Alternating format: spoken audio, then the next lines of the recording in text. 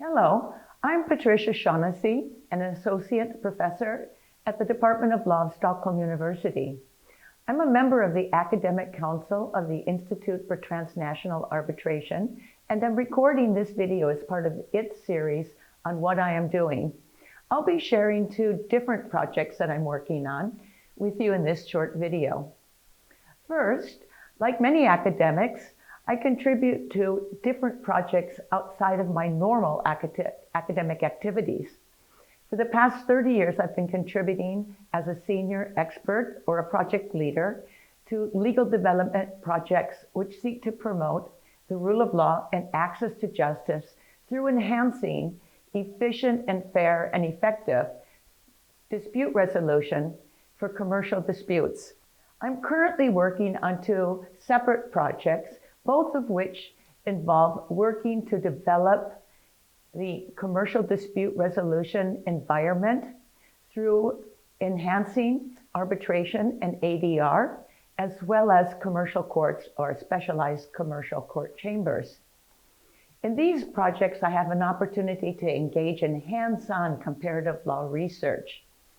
Although the issues which confront businesses in resolving disputes are similar throughout the globe, and there are developing best practices. In each country, there are specific issues, culture, historical traditions, challenges, and opportunities that must be taken into consideration.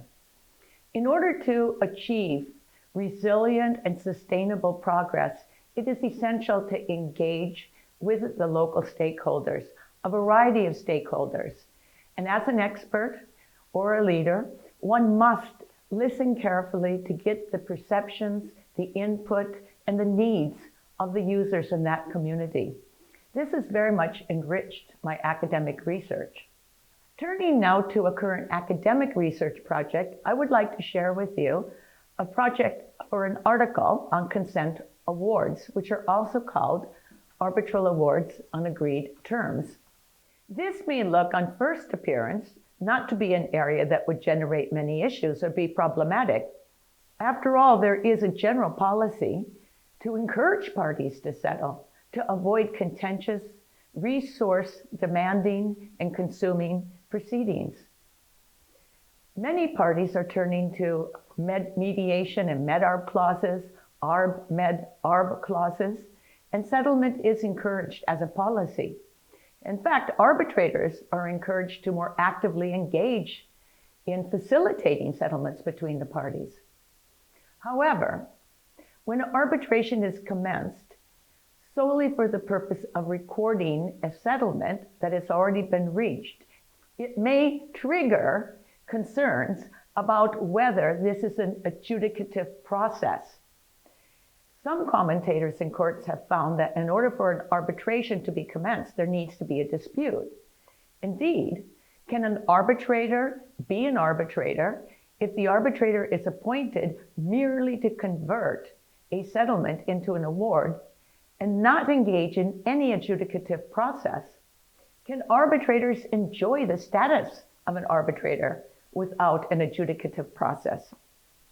Different courts and commentators have arrived at different approaches and different conclusions to this issue. Another area of potential concern is the degree to which arbitrators should monitor the terms of the settlement and the interests which are at stake. To what extent should arbitrators be concerned that there has been full disclosure between the parties regarding the settlement? Should the arbitrators be concerned about purely the private interest of the parties before them, or also the interests of third parties, such as creditors or others that may be involved in the transaction? What about the public interest? Should arbitrators be monitoring to ensure that there has not been any illegality, any facilitating money laundering, bribery, corruption, or other public interests that may be at stake in the course of the settlement?